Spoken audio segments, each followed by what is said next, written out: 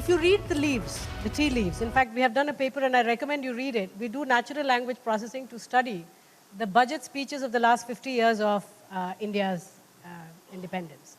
So you read the finance minister's budget speeches and you see exactly what we focus on. Some things have been taboo for a very long period of time, such as privatization.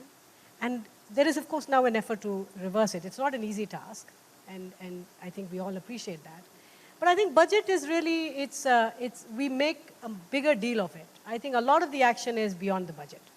And with this government, if you see the big reforms that have happened, in fact, pandemic time is when a lot of our reforms actually did happen. But you know, we had a conversation with the Prime Minister last week. He had called a group of economists. And there is a distinction in the way some of us see this from the way typically macroeconomists view the economy. Macroeconomists look at economy more from an accounting perspective. No, private investment घट रहा है, इसको बढ़ाना है.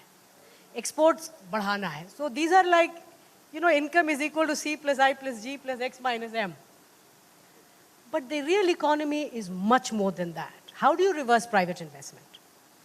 How do you instill greater faith in the business community the way you have, right? Well, how do you get a commitment like that over the next few generations?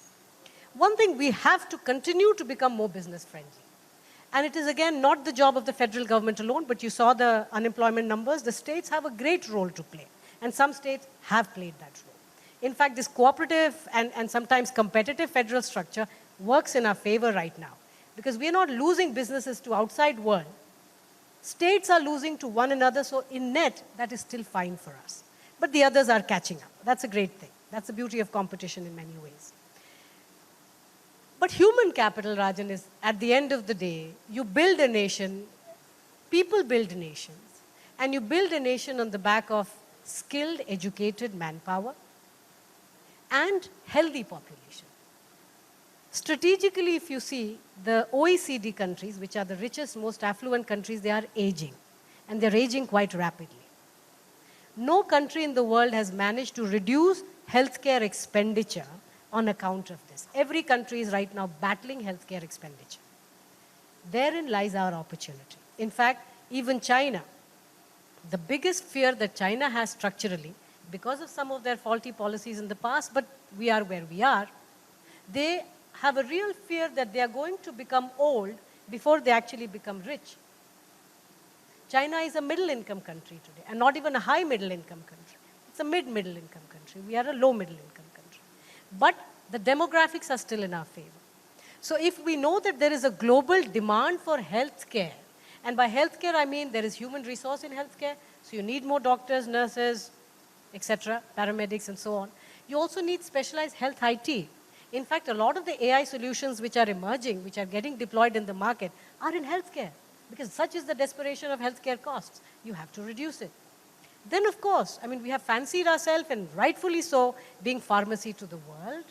But we have to continue to build on that. We have to manufacture and design and do the required R&D. So healthcare now has to be viewed as an engine of growth, not as a social sector. And I think that is a sort of a change we need to bring about in policymakers and I think in the market at large.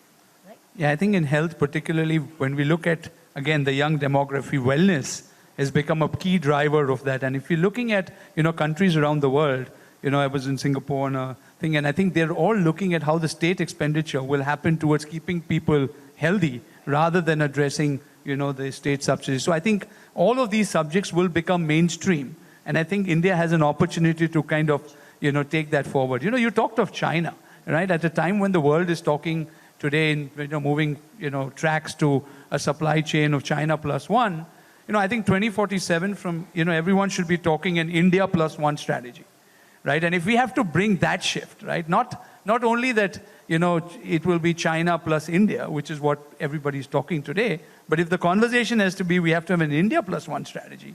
Again, this next 25 years, what are those few things that you feel need to be addressed on priority? Because you've been closely watching, the developments, and what do you think needs to get done?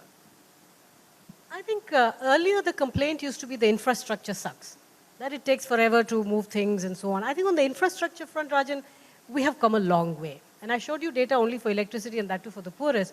But if you just look at the connectivity in this country, the road network, electricity, there is a networked economy which is getting created from state to state, which is great. Today, I think our biggest constraint remains skill. And I think in terms of adoption of technology, we need for businesses to also adopt. And I think that is where